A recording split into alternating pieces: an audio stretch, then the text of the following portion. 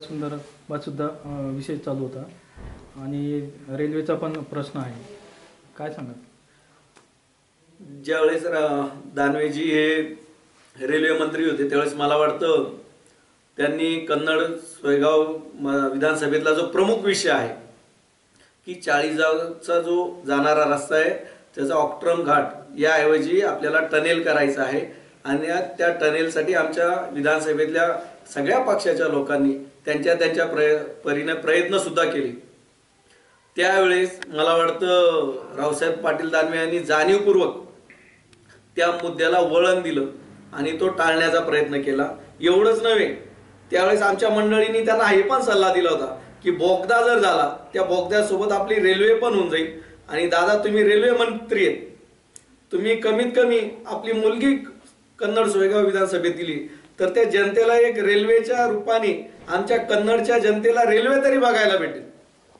परंतु ज्यावेळेस कार्यकर्त्यांनी त्यांना विचारलं की दादा तुम्ही आमच्यासाठी रेल्वेची व्यवस्था करा, आमच्याकडे रेल्वे मंजूर करण्याचा प्रयत्न करा, बोगदा पण होईल रेल्वे पण होईल, त्यांनी कार्यकर्त्यांना एक शब्द वापरला, तुम्हाला रेल्वे काय बोरं विकायला पाहिजे का? म्हणजे या शब्दातून आपल्याला त्या नेत्याला आपल्या पोरीच्या मतदारसंघाच्या विकासाबाबत काय भावना असू शकते ही आपल्याला बघायला भेटली असेल।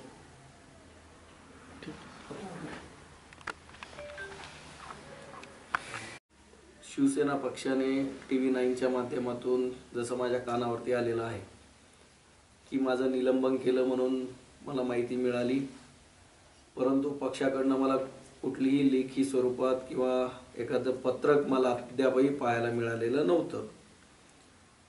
परंतु हे जे काही सगळे घडलं या सगळ्या गोष्टीची सुरुवात ही या कन्नड सोयगाव विधानसभेतल्या उमेदवारी आणि पक्षप्रवेशापासून सुरू झाली। त्या संदर्भात मी आज आपल्याशी सगळ्यांशी चर्चा करतोय।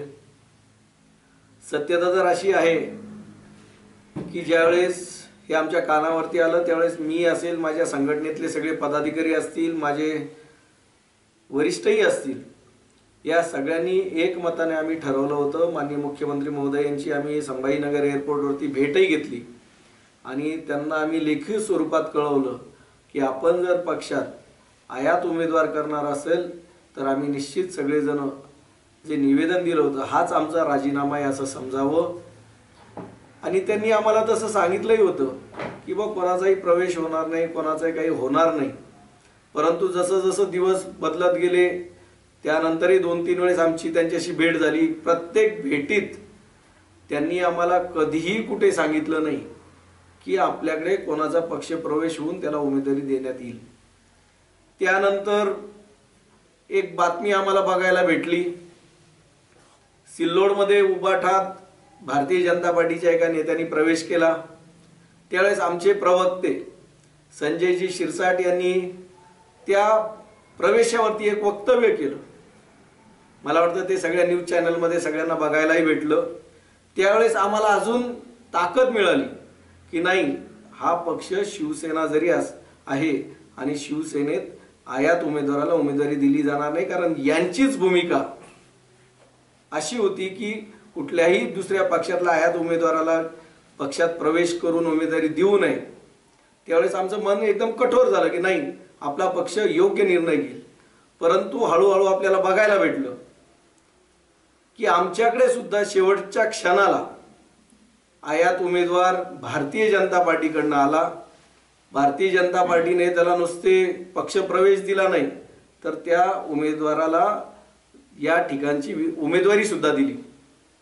उमेदवारी दिल्यानंतर माझ्या सगळ्या पदाधिकाऱ्यांनी आम्ही सगळ्यांनी निर्णय घेतला की आपण नुसतं शिवसेनाच नव्हे तर आमच्या सोबत असलेले घटक पक्ष सुद्धा आम्ही सगळ्यांनी एकमत केलं आणि या उमेदवाराला आपला विरोध आहे असं आम्ही दर्शवूनही दिलं।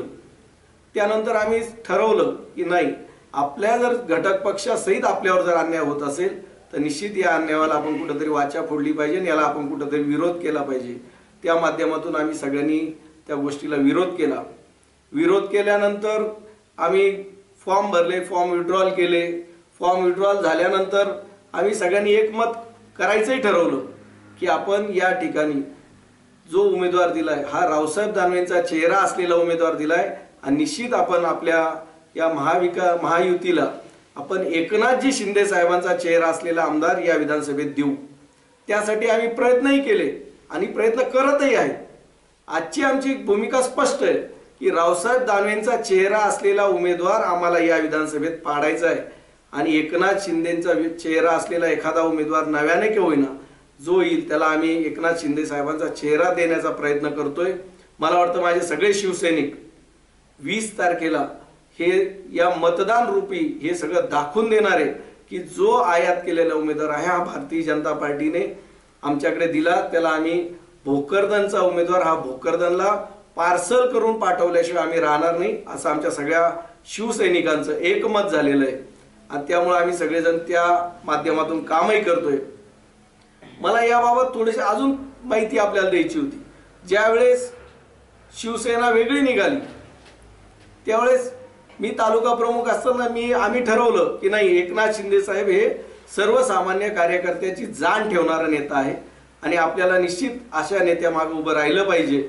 आणि म्हणून आम्ही सगळेजण एकनाथ शिंदे साहेबांवरती विश्वास ठेवून आम्ही सर्वजण त्यांच्या पाठीमागे शिवसेना पक्षामध्ये गेलो.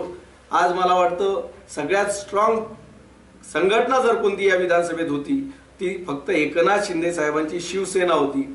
आणि जे कोणी आमच्याकडे उमेदवार रावसाहेब दानवेंनी पाठवले यांचं उद्दिष्ट एवढंच होतं की आपल्या ऐन वेळेवरती जायचं, त्या ठिकाणी आपल्या पोरीला उमेदवारी द्यायची आणि या ठिकाणची शिवसेनेचं खच्चीकरण करायचं. आजही आमच्या सगळ्या पदाधिकाऱ्यांचं म्हणणं हेच आहे की आपण एक जागी राहायचं, आपण या उमेदवाराचा पराभव करायचा आणि पुन्हा एकनाथ शिंदे साहेबांना जाऊन सांगायचं की साहेब, आम्ही जो तुम्हाला बोललो होतो, जो शब्द तुम्हाला दिला होता की हा उमेदवार निवडून येऊ शकत नाही कारण या उमेदवाराचा जनसंपर्क नाही. आजही आपण जर पाहत असेल तर संपूर्ण विधानसभेत जिथे कुठे प्रचार चालत असेल अशा ठिकाणी भोकरदनवरतून गाड्या येतात प्रचारासाठी, लोक 40 गावून आणल्या जातात. मला तर मागचं एक मी मुलाखत बघितली होती रावसाहेब पाटील दानवे यांची. त्यांनी एका न्यूज चॅनलला बोलता म्हटले होते, कुठे माझी मुलगी उभी राहणार आहे, कोणती मुलगी उभी राहणार आहे. त्यावेळेस त्यांनी एक शब्दही वापरला होता की मी त्या कन्नड सोयगाव विधानसभेत पाय सुद्धा ठेवणार नाही. परंतु त्यांची जी धारणा होती ही आमच्या शिवसैनिकांनी धुळीत मिळून दाखवली. आपण पाहत असाल की मागच्या आठवड्यात माननीय मुख्यमंत्री महोदयांची या ठिकाणी सभा होती.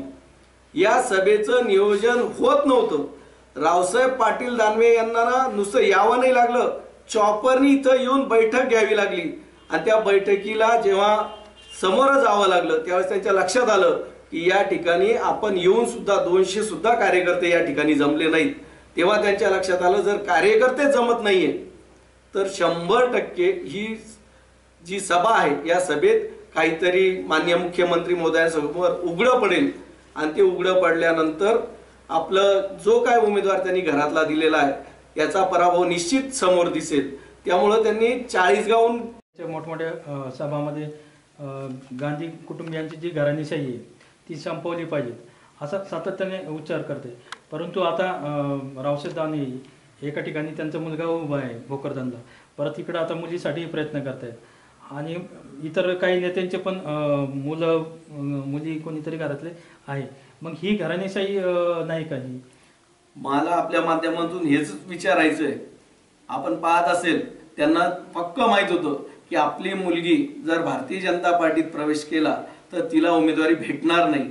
त्यासाठी त्यांनी मुलीला कुठल्याही पक्षात मागील 1 वर्षभर जाऊ दिलं नाही आणि ऐन वेळेवरती आपला स्वतःचा असलेलं वेटेज वापरून, मी तर सांगतो मुख्यमंत्र्यांची पण इच्छा नव्हती या उमेदवारीबाबत, मुख्यमंत्र्यांवरती सुद्धा कोणीतरी प्रेशर आणलं आणि ती उमेदवारी द्यायला लावली.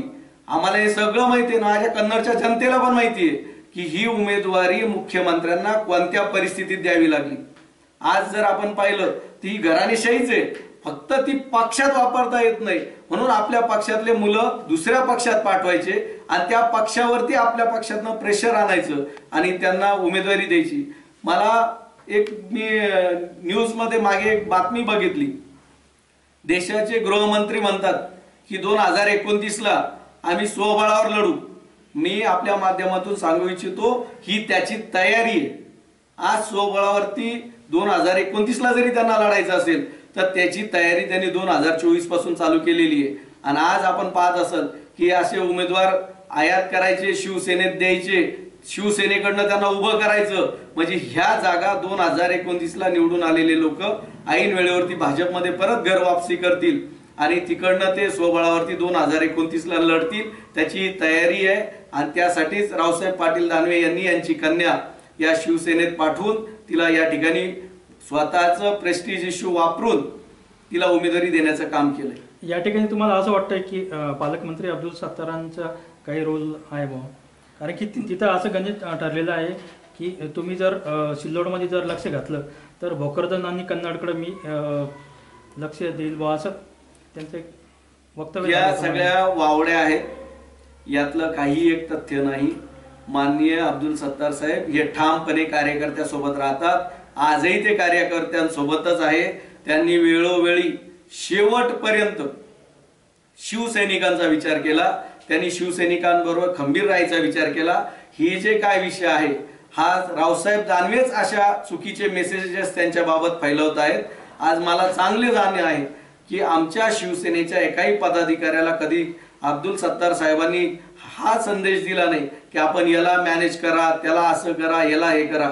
ही सगळी कामं रावसाहेब दानवे पाटील पहिल्यापासून करतात. आपल्याला चांगलं माहिती असेल की सिल्लोडचा जो उमेदवार आहे महाविकास आघाडीचा, हा कोणी महाविकास आघाडीकडे पाठवला? एक जगजाहीर आहे. आणि ज्याला पक्षाचं सिम्बॉल भेटलं त्या ठिकाणी आजही तुम्ही जर बघितलं तर सिल्लोडच्या सगळ्या मिटिंगा भोकरदनला होतात. सिल्लोडचे सगळे पदाधिकारी भोकरदनला बोलवले जातात. आजही भारतीय जनता पार्टीचे सिल्लोडचे सगळे पदाधिकारी तुम्ही बघत असाल तर मला वाटतं मशालीचं काम करतात, उघड उघड करतात. त्यामुळं कोण काय करतंय यात खरं काय हे आमच्या जनतेला चांगलं माहिती. अब्दुल सत्तार आणि दानवेंची जी मैत्री आहे ती बऱ्याच वेळेस तडजोडीचं राजकारण करते. तुम्ही लोकसभा सांभाळा, मी विधानसभा सांभाळतो किंवा असं त्या ठिकाणी चाललंय. परंतु हे जे चित्र सातत्याने मागील जो पराभव झालेला आहे त्यांचा लोकसभेच्या वेळेस, त्यापासून रावसाहेब दानवे आणि सत्तारांचं थोडं बिनसलंय. आता हे बिनसलंय तर याचा परिणाम तुमच्या मतदारसंघावरती होईल का, भोकरदनवरती होईल का, सिल्लोडवरती होईल, हे कसं सांगा? हे जे चित्र आहे हे 100% आपण म्हणत असाल, परंतु मी आपल्याला सत्य सांगतो की महायुतीतले जे उमेदवार रावसाहेब पाटील दानवे होते यांना कोणीही पाडायची गरज पडली नाही, त्यांना जनतेनेच पाडले. कारण जनतेला ते नको होते. आणि आजही मी आपल्या माध्यमातून सांगू इच्छितो की भोकरदनचं सीट सुद्धा पडणार आहे आणि कन्नडचं सीट सुद्धा पडणार आहे. कारण ह्या घराण्याची घराणेशाही जनतेने ठरवली की आपल्याला ही घराणेशाही संपवायची. त्यामुळं जनता ऑलरेडी 23 तारखेला त्यांचा निर्णय दाखवून देणार आहे. आपल्याकडं मुख्यमंत्री लाडकी बहीण योजनेची जबाबदारी होती तालुक्याची. आपल्या माध्यमातून बरंच काम झालेलं आहे. परंतु ज्यावेळेस आम्ही काही प्रतिक्रिया घेतल्या ग्रामीण भागामध्ये स्त्रियांच्या आणि काही नागरिकांच्या, तर समोर तुमचं नाव येत होतं. अशा पद्धतीमध्ये तुम्हाला डावलण्यात आलं असं वाटतंय का? 100% जे आमच्याकडे आयात केलेले उमेदवार आहेत यांनी फक्त लाडक्या बहीण योजनेचा फायदा आपल्याला मिळावा आणि यांना फक्त धनुष्यबाण हवा होता. यांना बाकी काही नको, ना यांना शिवसेना पाहिजे ना काही पाहिजे. तुम्ही जे म्हणता ते एकदम सत्य आहे. लाडक्या बहीण योजनेचा मी या कन्नड सोयगाव विधानसभेचा अध्यक्ष होतो. मी माझ्या माध्यमातून जवळपास 1,12,000 भगिनींना लाभ देण्याचा प्रयत्न केला. आम्ही प्रत्येक भगिनीच्या दारापर्यंत जाऊन त्यांचे फॉर्म भरून घेण्यापासून ते मंजुरी करण्यापर्यंत तर त्यांचे पैसे त्यांच्या खात्यात जाण्यापर्यंत सगळं काम शिवसेना असेल किंवा माझे पदाधिकारी असतील किंवा राष्ट्रवादीच्या आमच्या स्वातीताई कोल्हे असतील किंवा संतोष भाऊ कोल्हे असतील आम्ही केलं. मला आपल्याला हे सांगायचंय की यांनी किती जरी आज मी बघतो यांचा प्रचार की लाडकी बहीण योजनेत आम्ही हे केलं ते केलं. मला आपल्या माध्यमातून त्यांना विचारायचंय, लाडक्या बहीण योजनेच्या पूर्ण 4 महिन्याच्या कार्यकाळात आपण एका तरी गावात गेल्यात का? एका तरी महिलेचा फॉर्म भरताना दिसल्यात का? किंवा एखाद्या महिलेचा फॉर्म भरल्यावर तिचे पैसे खात्यात आले नाही तर ते मिळवून देण्यासाठी कधी प्रयत्न केला का? या मंडळींनी एकही लाडकी बहीण योजनेमध्ये कुठलंही काम केलं नाही. आणि आता फक्त त्याचा मलिदा आपल्याला कसा मिळेल मतदान रूपी यासाठी त्या प्रयत्न करत आहेत. पण मला माझ्या कन्नड सोयगाव विधानसभेतल्या सगळ्या माझ्या भगिनींवर विश्वास आहे की त्या सगळ्या भगिनी त्यांच्या भावावर झालेल्या अन्यायाचा बदला 20 तारखेला मतदानातून दाखवून देणारे आणि या ज्या यांची इच्छा आहे की लाडक्या भगिनी मला खूप मदत करतील, तर या भगिनी माझ्याकडे बघून यांना धक्का देणारे. त्यामुळे मला माझ्या भगिनी निश्चित या विधानसभेत माझी जी